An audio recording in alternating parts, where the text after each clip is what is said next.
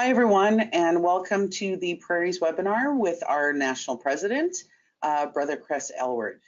For those who don't know me, my name is Marianne Hladun, and I'm your Regional Executive Vice President, representing PSAC members throughout the Prairie region. So just a little bit about how the webinar works if you've not been on one before. You'll see a screen down at the bottom with some slides. On the right-hand side of your screen, you'll see a chat box if you're on your computer. And so while Chris is speaking or any of us are speaking, please feel free to go onto the chat box and type in your question. And after Chris is done, it'll be open forum. You're more than welcome to ask any questions. You can also click on the little symbol, the little hand symbol, and what that will allow, if you have your audio working on your computer, if you have a question, we can unmute you and you can actually ask your question in person to Chris or to myself, and we will give you an answer. So I know there's more people still coming in. If we don't get through all the questions today, you will get an email after this webinar, and you can send any questions and we will most definitely get back to you. If you are on a phone and you don't have a chat box and you can't click the little symbol to ask your question in person, you will see a phone number up on the screen. Can we go to the next slide, please? Okay, you're going to see a phone number appear on the screen. Thomas Lenner is the Prairies Communication Officer, so please feel free to text your question to Thomas at 204-898-7002. And if you can give your name and location, then he will ask the question for you and you'll be able to hear the answer. So again, if you can't use the chat or put your hand up, 204-898-7002. And so with that, we will do our best to get through the questions. So for those of you who may not have participated before or haven't really had much interaction outside of your local, you know, we have a lot of priorities for our members. We advocate on a lot of things. We advocate on collective bargaining. We do work around federal and provincial elections. We do representation. We do grievances. We do adjudication. We do health and safety. And we shift those resources that we have to be able to meet those priorities. But nothing has challenged us like the Phoenix fiasco. And while both the Conservative and Liberal governments are worried about blaming each other, the reality is our own members are not getting what they're owed. And so we continue to put a lot of energy and resources into trying to help our members and to push this government to do the right thing. And so in Chris's position as the National Executive Vice President before the last convention in May, and now as national president, we've been able to maintain momentum in pushing the government for things like damages and inquiry. And so we just thought it would be a great opportunity for members to actually hear where we're at with Phoenix. If you know they haven't been able to get information, if they have more questions, but also to get to meet the new national president. Because in the prairies, we're not all in an urban center. So this is an opportunity for all members to meet our new national president. Now, we're not all federal public service workers, so we're not all affected by Phoenix. We have separate employers under federal and provincial jurisdiction. We have directly chartered locals in the gaming sector, in the academic sector, the universities.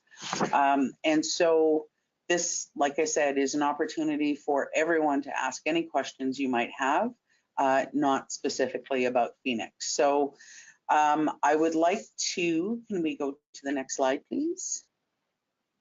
So I would like to introduce Brother Chris Aylward, who was elected as our national president of the Public Service Alliance of Canada at our 18th National Triennial Convention in May of this year. He previously served 2 terms as PSAC's National Executive Vice President from 2012 to 2018. Chris is born and raised in Newfoundland, which is pretty close to the Prairies, and was an active member in PSAC for over 28 years. His involvement started as a shop steward in Local 90000 with the Union of Taxation Employees, and later he transferred to CRA and continued to be an active UTE member in Ottawa, holding the position of alternate and regional vice president, and also several rounds on the bargaining team. It has been my absolute pleasure to work with Chris on the Alliance Executive Committee these last 6 years, and I want to welcome Chris to the Prairies in virtual form at least. And so welcome, Chris, and I'm going to turn my camera off and give the screen to you. Great. Well, first of all, thank you very much, Marianne. Thank you for initiating this webinar. I think it's great, an opportunity for me to speak with members, and obviously an opportunity for members to speak with me and ask me questions. I think that's great. So thank you for doing that. And I want to thank all of you for participating in this webinar tonight. Yes, I'm proud to say I'm from Newfoundland and Labrador, and Fort McMurray is in the Prairies, which is Newfoundland's largest outport right now. So yes, there is a connection there actually to from Newfoundland and Labrador to the Prairies.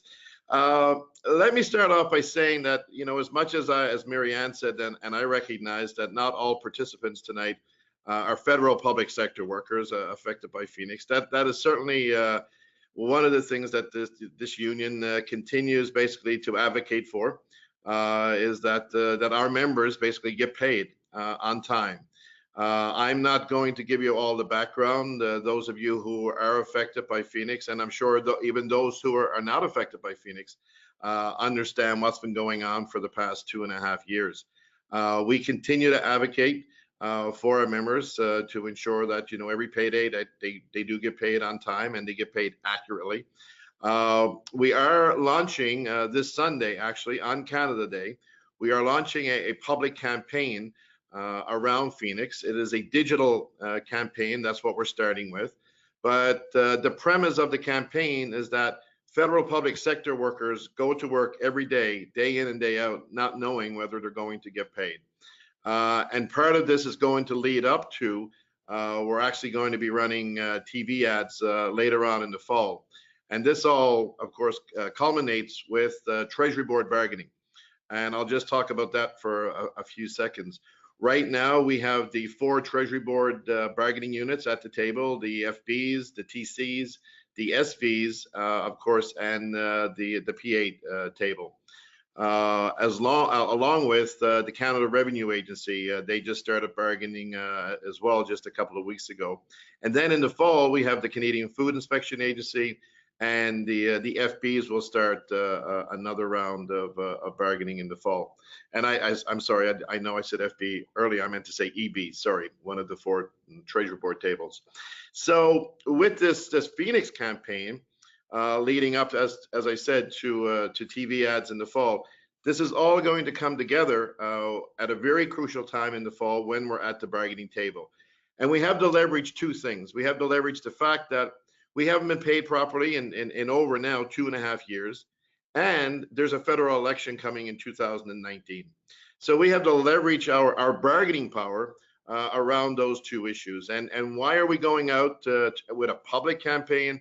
For 2 reasons, basically. Number one is to express to the public the fact that, public sector workers are very dedicated, they're very committed, going to work every day, not knowing whether they're going to get paid, first of all. And then second of all, is to demonstrate some of the work that our members actually do in the federal public sector. There is an image out there that's not necessarily a positive one, and we need to change that. We need to ensure that the public, the Canadian public, understands exactly what our members in the federal public service do. And it's certainly not, being in an overpaid, hardly paid at all, basically, an overpaid, underworked, gold pension plans, gold-plated pension plans. We have to change that image, and this campaign hopefully will help us start doing that. And as I said, it's going to lead up into the fall. Just a couple of things about the convention. First of all, outside of the Treasury Board, the federal public sector, I know I'm sure there's some participants tonight who are from either the private sector or from DCLs.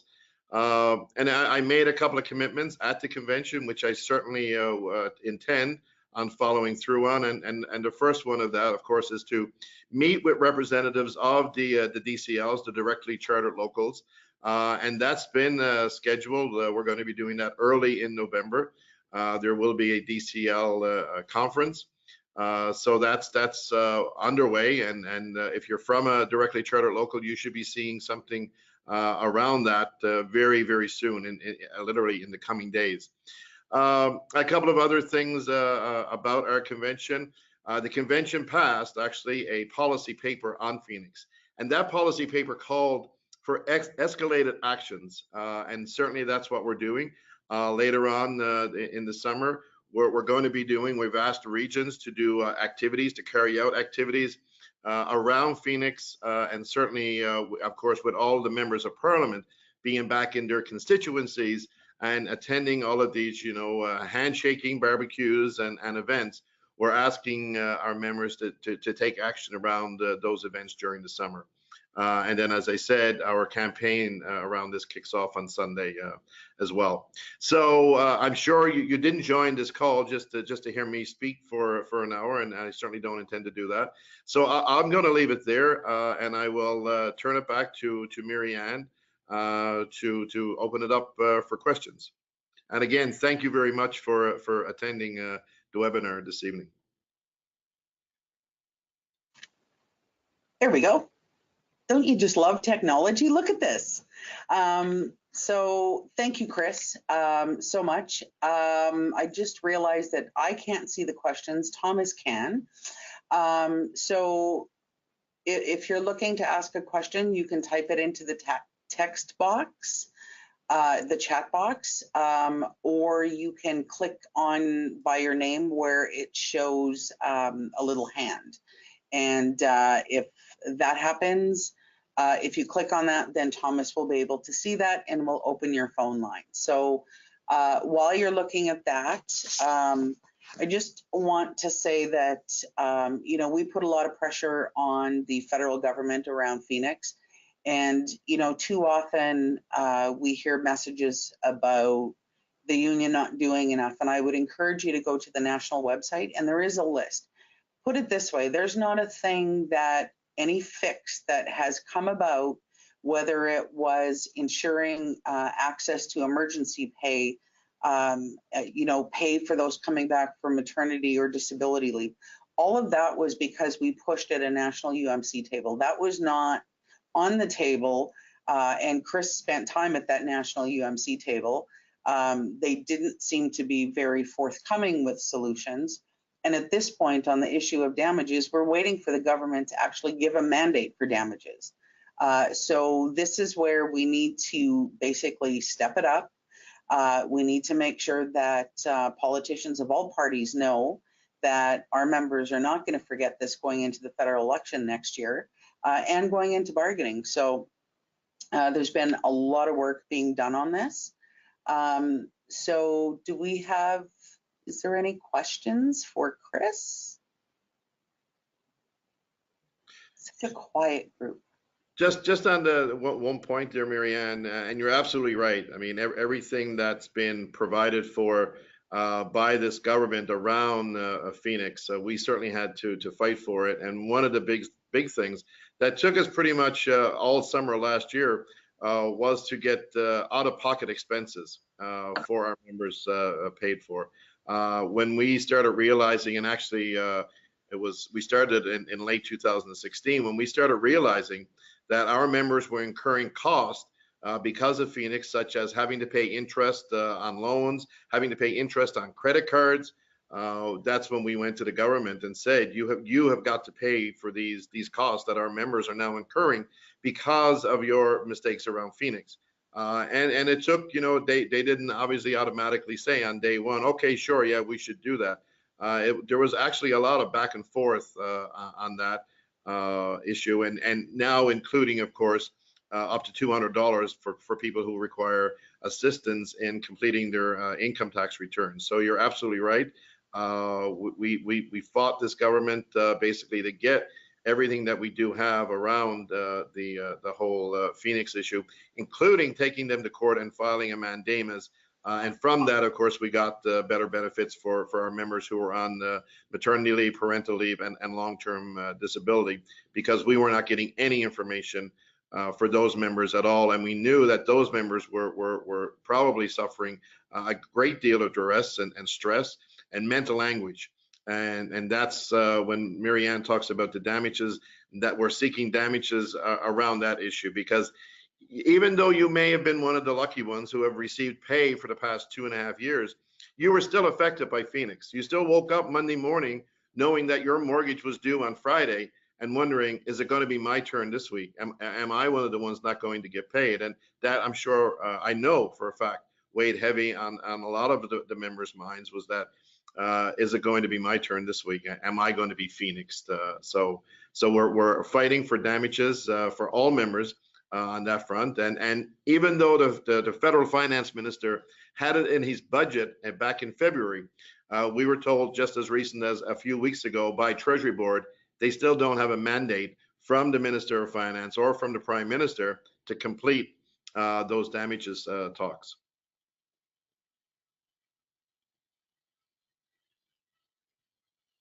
Thanks, Chris. We're just rejigging, so I have to read this off Thomas's computer, so my apologies, and I really need new glasses. So I'm going to look a little awkward here, and I don't want to hear any age jokes, okay? On the issue, so the comment that we got is that someone has a member that received no pay today, and they're telling her that she has a $10,000 overpayment that she's had no communication on. And so how is this happening? So maybe if you want to explain, because the whole overpayment and underpayment and what needs to be paid back, I think departments are not necessarily doing what has been agreed to at the table that you sit at. So if you can maybe address the overpayment, underpayment, that would be great. Absolutely, thank you, and thank you for the comment or the question.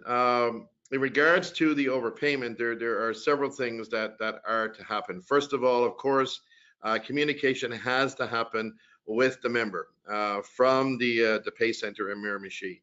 The member should be informed that there is an outstanding overpayment, and basically then it's your file, there's no overpayment being recovered until your file has been reconciled.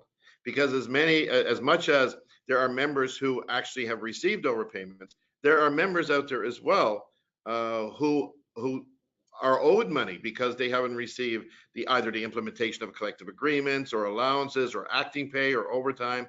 So no recoveries of any overpayment are supposed to take place, and this is what we agreed to at the UMC table, that until the members or the employee's file has been reconciled, and then we realize, okay, you owe the government $2,700, but the government owes you $4,200 because of, as I said, either back pay through implementation of the collective agreement or acting assignments or overtime or allowances that you're due.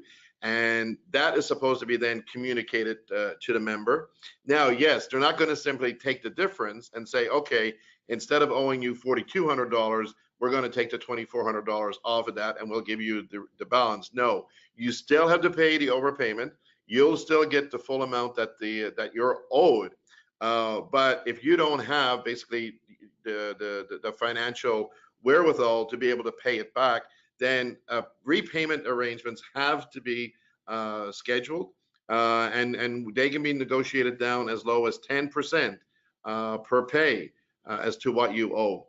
So if there's a member who's participating tonight, either has an overpayment recovered without any of those communications taking place, or if you know of a coworker that went through that, then please, certainly they should be communicating, and I will give you my email address. They can email me directly, and we will definitely look into it, and we will make sure that gets escalated with Public Service and Procurement Canada, because that should not be happening, as I said, unless those communications have taken place. And by the sounds of the comment from the member, no communication has taken place. So we will definitely look into this for the members. Thanks, Chris. So we have another question about the ad campaign that's going to be launching this summer and this fall. If members will get a sneak peek at it, if they will be able to see before it goes live. So, you know, I'm going to let you speak to that one. Yeah, thanks, Marianne. Unfortunately, I guess the answer to that is no. I'm telling you now that it's being launched on Sunday. So if you go on social media, in particular, like on Facebook and that on Sunday, you should be able to see that those ads running. And it's basically, like I said, it's going to certainly highlight the work that our members do. But more importantly, it's going to highlight the commitment and the dedication that our members have to Canadians, serving Canadians every single day, providing essential services, not knowing whether they're going to get paid or not. And that's really the premise of it. While we're running these digital ads during the summer, there's also going to be testing being done, like sort of behind the scenes, and we're able to do that to see like which one is more, I guess, favorite. It resonates more with number one, the members, and resonates more, number two, with the public. And then we will build our TV ads around that for the fall leading up to the fall, I mean. But unfortunately, no, because of the time constraints right now, it was simply not possible for us to say, okay, let's put it out to the membership for even like a 48-hour period before we go live with it. As a matter of fact, it was just today that I sort of seen what the final package was going to look like. So we had to put all those pieces together, as I said, in the next couple of days so that we can launch it on Sunday. Excellent. But as well, like I said, those digital ads, it's basically going to be used as well as feedback and as a sounding board. So once the members do see the digital campaign, absolutely, if they have comments, if they have, you know, well, you shouldn't have done this or you should have done this, then absolutely let us know. Go through Marianne, and because we'll be taking all those comments that we receive into consideration before we start building the TV ad. But again, it's going to highlight real members. They're not actors. They're not, you know, a faceless kind of person. They're going to be real members being highlighted and talking about their actual job that they do. Yeah. Thanks, Chris. And just the campaign is not specifically just about Phoenix. It references the fact that we are in bargaining again. And you know, I've said this at other meetings and other discussions with members that we have a really unique opportunity here as it relates to Treasury Board bargaining and federal public service bargaining, because not only do we have a government thoroughly ashamed that they can't pay their people, we are in collective bargaining and they have an election next year. And so the one thing that we need to do is we need to continue to let them know that we're not going away. And on that note, we have another question about on social media about why we aren't taking strike action. Everyone's calling for strike action, calling for a general strike. So, you know, Brother President, who signs the strike notice, if you can maybe explain kind of how that works. Well, there's a couple of things around that. First of all, I'll talk about the legalities of it. We are not in a legal strike position. By definition under the Federal Public Service Labor Relations and Employment Act. And there's a process that we have to go through actually before we can get in a legal strike position. And the first thing to do that, of course, is that you have to get to a bargaining table, you have to bargain in good faith. And then, of course, you know, if you declare impasse at a certain point, then again, you know, the legislation kicks in. And there's time frames involved. We have to go through a public interest commission. But anyways, that's one reason, is that because we're not in a legal strike position. So that leads us to, well, okay, so what? What about if we just walked off the job anyways? then that would be considered illegal strike action, and there are ramifications to pay. Not just for the unions. Yes, there's financial ramifications for the union and for the union leadership, but there's also ramifications, more importantly, for the members if they were to participate in an illegal strike or an illegal walkout. And that includes, of course, you would be subject to what's called a preliminary, I believe it's called a preliminary objection, I think it is. I forget the legal term, but you would be subject to that, which in fact could affect a member's security clearance.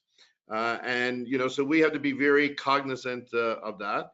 And then the third reason is that, yes, as much as there are some members saying we should be hitting the streets, we should be going on strike, we should be walking off the job, many of our members simply won't do that.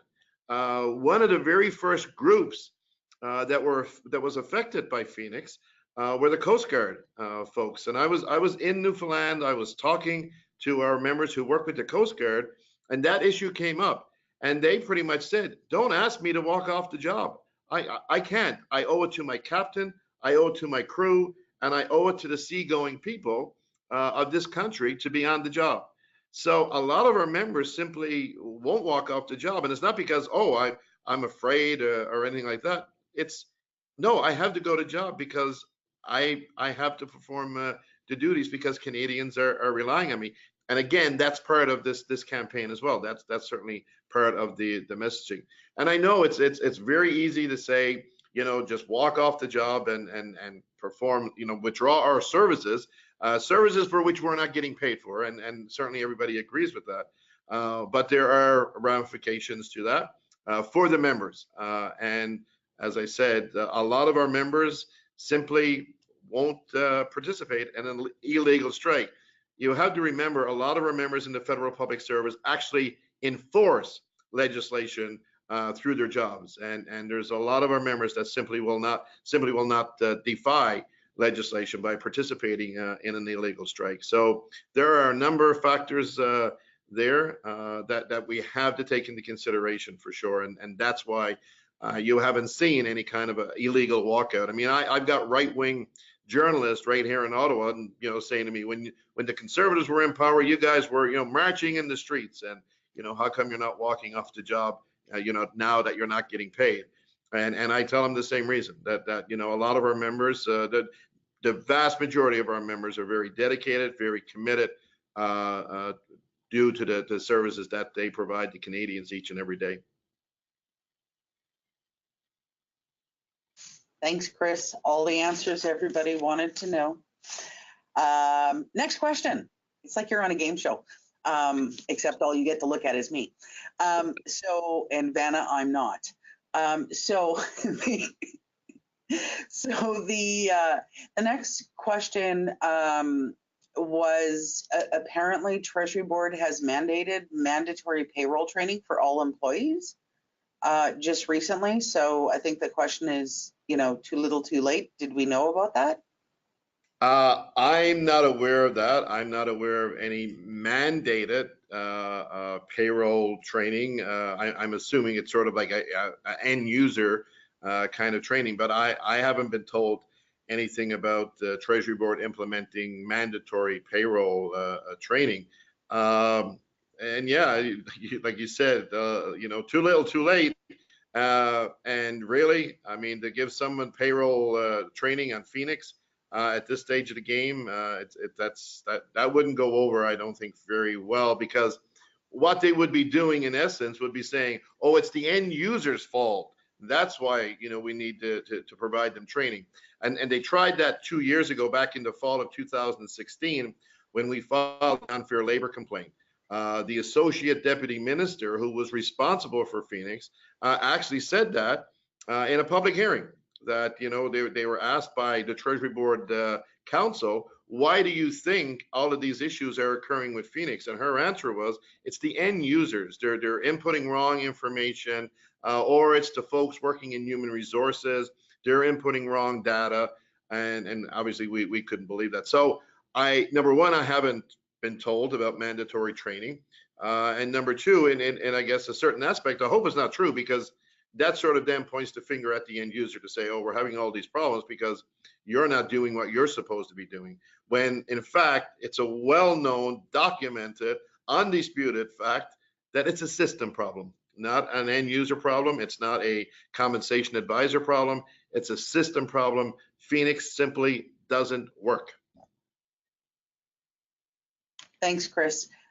So for the member who submitted the question, I would ask if you can there'll be information coming up at the end of the webinar with my email address or phone number. If you can maybe give us a call tomorrow and or send us an email, and then I'll most definitely pass that along to Chris. Okay. The other question, so another question was about a Phoenix Pay System Facebook group that has members from all the different unions. There's HR people, there's all kinds of people on there, and a lot of concerns are raised, a lot of problems. And the question was that they know that PIPS has people monitoring that Facebook group and helping to solve problems. Do we do the same thing? And I will say, my thought, my understanding, darn, I forgot to turn my phone off. You can't win for losing. Is that we do have people looking at the Facebook group. They may not reply publicly, but if we can figure out who the member is in those situations, those serious situations, they are contacted and offered assistance. So, Chris, do you have anything else to add on that while I turn my phone off? No, just to add that you know, we monitor that. We have people that work in our communication section that monitors that Facebook page. And no, we do not reply to every single comment that's put on there. But if something is identified as an issue, then certainly we do reach out to the members to do that. And again, I mean, we've been saying this for 2.5 years. Please, if you're having issues, please email us or at least go through your component, because there is a good chance that your component is able to resolve the problem internally within your own department. Then if that's not doable, if that doesn't resolve the problem, then we can certainly escalate it with Public Service and Procurement Canada to try to get the issue fixed. But again, our we sort of work on a priority basis. Our priorities will be those who have not been paid at all, obviously those who have not been paid properly. I mean, if you've been acting in a job for 2 weeks and you haven't received your acting pay yet, unfortunately, and I'm sorry, but we would not treat that as a priority. And we probably wouldn't escalate it, obviously as quick as we would as somebody who hasn't received any pay or hasn't received proper pay at all, the basic pay. But again, if you're having issues, there's certainly resources available through the components and through PSAC to help members resolve those issues. Yeah, thanks, Chris. And just I don't have the list with me, but a lot of locals participated in the pay advocate training that we did earlier this year, and there will be some more training. So some locals actually have members who got a little bit more intensive training with the idea that they can help members navigate. So is it a pay center issue, a Miramichi issue? Is it an employer issue? Where should they kind of direct their questions? So check with your local, see if anyone has taken the pay advocate training. If they haven't and there is somebody interested, contact your nearest regional office and we'll put you on the list for the next round of training. So, they won't be able to probably solve it, but they'll at least be able to help you navigate and figure out where's the best way to go so you don't spin in circles and get the frustration up. So, and most definitely you can contact Chris, you can contact my office as well. So question, un-Phoenix related, perfect. Some of the federal collective agreements have taken a long time to be signed, in particular CFIA. The question is, why is it taking so long and what are we doing about it? So I'll answer the second part of it first. What are we doing about it? We're constantly going back to Treasury Board and asking that question around getting a signing date for the various collective agreements. And the Canada Food Inspection Agency is a prime example, if not the prime example. You know, it's normal to take a certain amount of time before a collective agreement has to be signed. Once it's ratified, we still do all the checking, both parties.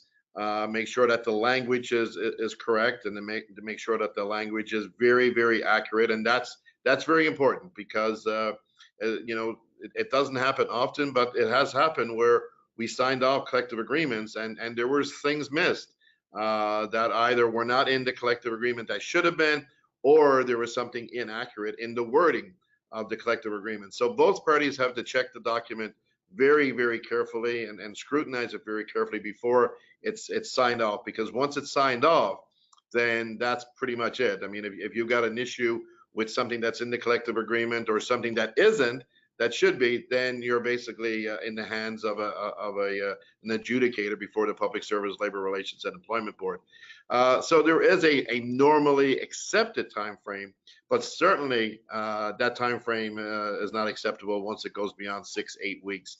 What do we do? The only thing that we can do basically is go back to Treasury Board and say we need a date for signing. We just did that recently with the FBs. Who ratified a tentative agreement. And then, like I said, part of it too is with the individual departments, because you know they're saying, well, we're still checking, we're still going through it, we still have to verify the language in it. And I will be honest with you and tell you that part of the reason for the long delays in signing is that there's an issue with having to pay retroactive pay because of Phoenix. Phoenix simply doesn't like retroactive pay. So, you know, either the department and or a Treasury Board sometimes are, you know, sort of looking at that and saying, look, once we sign it, we only have 120 or 150 days, whatever was agreed to at the bargaining table, to get this implemented. And are we going to be able to do that? So sometimes it's a purpose delay on the employer side or on Treasury Board side that we don't agree with. Certainly, we, you know, don't use Phoenix as a delay tactic. Certainly, our members are due their retroactive pay, and basically they're waiting for it, and they want it. So it's not acceptable for a Treasury Board to say, look, you know, we're not sure if the retroactive pay is going to be able to be completed on time. That's simply not acceptable as a reason for not signing a collective agreement. So we continue to push Treasury Board to get collective agreements signed.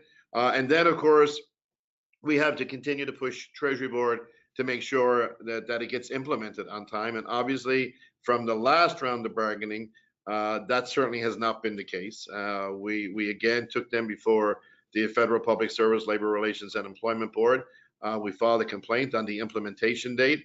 Of course, Treasury Board was found to have violated that, and they were basically mandated by the board to give us a date as to when those collective agreements are to be implemented. And again, being totally upfront and transparent, the date that Treasury Board has given us is June of 2019.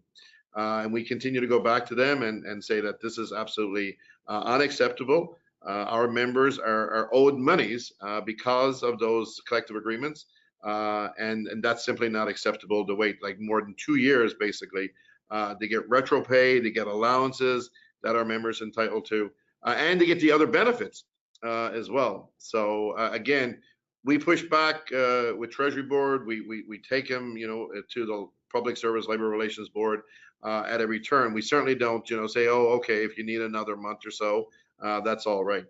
We continue to push them. Sometimes we're successful. We were successful just a couple of weeks ago with the FPs, and unfortunately, sometimes we're not, and that's the reality of it.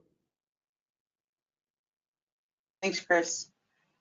So we have another message from Greg from Lethbridge. Hey, Greg. Letting us know that CRA completed mandatory training of 2 online courses prior to the end of March. And his evaluation was, it was of no use whatsoever. So information for you. But the other question he has is, what's the end goal for our campaigns? The end goal basically for our campaigns, it's twofold. Number one, primarily it's around bargaining. It is to pressure this government to come to the bargaining table with, of course, CRA, with the 4 Treasury Board tables that I mentioned, with CFIA and with the FBs in the fall, to come to those bargaining tables with a respectful offer that demonstrates what this Prime Minister continues to say, that demonstrates what he's told you all in a letter, and basically a letter to all federal public sector workers, that he respects the work that you do, and he appreciates the work that federal public sector workers do. Well, after 2.5 years of this Phoenix mess, and federal public sector workers going to work every single day, as I said, not knowing whether they're going to get paid or not, you better come to the table with a respectful offer that shows your commitment to what you said, and that demonstrates the respect for our members around their commitment and dedication of going to work every day. So that's number one, basically, is to use it as a leverage at the bargaining table, and to put pressure on this government at the bargaining table, because some of the ads that you'll see as of Sunday are going to ask the public just that, to say basically, we've been there for you, will you be there for us? So there's messages like that basically enshrined in the messages starting on Sunday as well.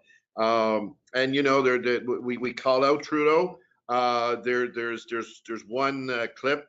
It's basically like a video. It starts and it's all, you know, you can't see who the person is, and you have to press the video, and it's like, guess who's not paying his employees? And when you press on the video, of course, all the pixels disappear, and it's Justin Trudeau. And so that's primarily the main objective of this campaign, is around bargaining. But as I said, it also demonstrates to the public what our members actually do, that our members protect the environment, they protect our borders, the integrity of our borders, they inspect the food that's going on your table tonight. Those things that, you know, when you apply for CPP, it's our members to make sure that you get a CPP check, even though we don't. And it's messages like that that's built into it. So as much as it's a bargaining campaign to put pressure on this government to come to the all bargaining tables for federal public sector workers with a respectful offer, it's also, though, to demonstrate what our members actually do. Because as I said earlier, you know, right now the image isn't that great, and we need to change that. And I think we can through our campaign. And you know, as the national president, I don't see us stopping this in the fall or when bargaining is over. I think the work that our members do on behalf of Canadians and for Canadians every day, that needs to be highlighted. That needs to be showcased. So I can see this as an ongoing public campaign, simply by saying, you know, do you trust the food that you're going to eat tonight? You can thank a federal public sector worker for that, a member of the Public Service Alliance of Canada, that sort of thing, basically coming as a result of this as well. So it's primarily around bargaining and leveraging, making sure that we have a leverage at the bargaining table. And then number two is to showcase, and highlight the work that our members do every day. Thanks, Chris. We've had a couple of questions regarding sick leave. So we know that in the last round of bargaining, the Conservatives were hell-bent. Tony Clement and his crew was adamant that they were getting rid of our bank sick leave system, and they wanted to replace it with an STD, short-term disability. So the question is this still on the table? And sorry, I really do need new glasses. Members often run out of sick time for any number of reasons. When that happens, they utilize other forms of leave or must utilize EI benefits. Is there a plan to bring back short-term disability? And the other question was regarding bargaining itself. Where's the government going? Are they continuing to come back to sick leave? Right. Yeah. Thanks for that. And that's a very good question. We exchanged demands with Treasury Board several weeks ago there was no mention from the Treasury Board teams about sick leave or any kind of a concession around sick leave. And really, that's not surprising. Certainly, the mess that we find ourselves in with Phoenix, why would they want to even touch sick leave at this point? I think is very obvious. Around the issue about employees running out of sick leave, and in particular for new workers coming in, they basically start day one with no sick leave, and they obviously slowly accumulate it. So we do have, and what we agreed to at the last round of bargaining, when we were able to save our sick leave, thanks to the help that we received from the members in making sure that we were able to do that. Part of that agreement included an MOU about having a wellness committee set up, and we have a wellness committee struck. They're continuing to talk about improvements to sick leave, certainly not concessions, and some of those improvements do focus around new workers coming in and having to start basically at zero. And if something were to happen to those workers, then what can we do for them around sick leave? If somebody got seriously ill and they had been only employed for 2 months, what can we do for them? So we're continuing those talks around the wellness program, but certainly there's absolutely no talk at all, not even from Treasury Board, around any concessions this round of bargaining concerning sick leave. And as I said, I'm certainly not surprised because of the mess that we're in with Phoenix. And I think they know. I think they got the message loud and clear the last round of bargaining, that our members, they took action. They attended rallies. They lobbied members of Parliament, and I think the message was very clear: don't touch our sick leave. And I think they got that message. So that's good. But we continue to talk about improvements to sick leave. But as I said, when they tabled their demands, there was no concession around sick leave at all. As a matter of fact, there were no concessions put on the table by the employer, and I think for good reason. So for members that Treasury Board members with the PA, SV, TC, or EB, if you go to the national website, all of the demands that we put on the table have been posted, and all of the demands that the employer has tabled should be posted. So there's a lot of them, and if it says reserve, that means that they're just indicating that they want to talk about something, but they haven't told us what they want to talk about yet, but that they want to put it on the table. But now that we've done the official exchange with the employer, they are posted on the website. So if you go to the bargaining section on the national website, you'll be able to read them. Oh, I got a good question for you, Chris. I'm going to read them. Thanks, Colette. So the question is, people are believing the union is losing their strength. Someone told me recently unions were good years ago, but now are just a money grab for union executives. How do you respond? The easy response to that is that there was actually, and this is true, I will find it and I will send it to Marianne, but this was stated in 1897 that unions have outlived their usefulness. And that was in 1897 that statement was made. And of course, people are still making it today. Look, it's very simple. I mean, without unions in the workplace, number one, we certainly wouldn't have the benefits that we have. Everything that you have in your collective agreement was fought for very, very hard, starting back in 1967, when PSAC, received the right to free collective bargaining. So everything was fought for. Everything in that book, nothing was given to us, nothing at all.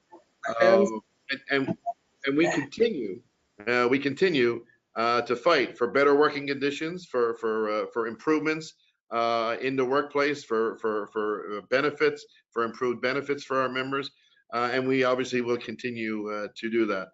So when people say, that unions have outlived their usefulness, As I said, it's certainly not true. And I mean, and I'm not just saying that as the national president of PSAC.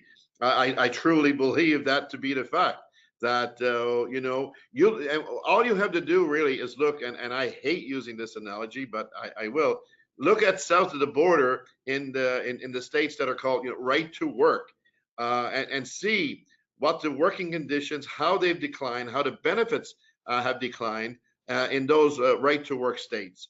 And basically, the union density has dropped right off the table, and so have benefits and improvements for workers. The other thing as well, though, we have to keep in mind, when we negotiate and we bargain and we obtain better benefits or improvements for our members, that also resonates in non-unionized workplaces as well. Non-unionized workplaces reap some of those benefits as well, because when they see in our unionized workplaces the benefits and the workplace conditions that we have, then they're basically asking for the same thing.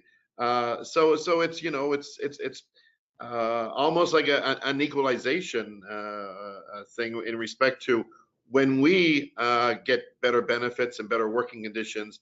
It usually permeates throughout the non-unionized communities as well. And I'll speak directly to you good folks, to the members in the Prairie region, in small communities in particular.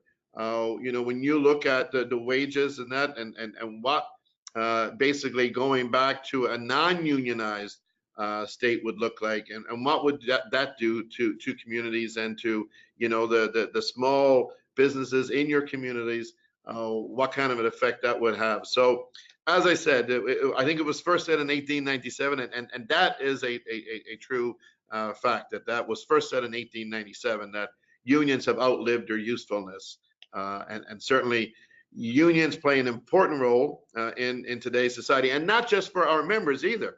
It's the whole social justice sphere that you have to look at, and what unions do as well within our communities and within our country and internationally as well. Okay, we're getting close to the top of the hour, but I will take one more question, and it's from Michelle in Regina, who is from the directly chartered local. And her question is National doing any campaigns regarding either bargaining for members that deal with provincial governments or campaigns regarding privatization, or is it being left to the region?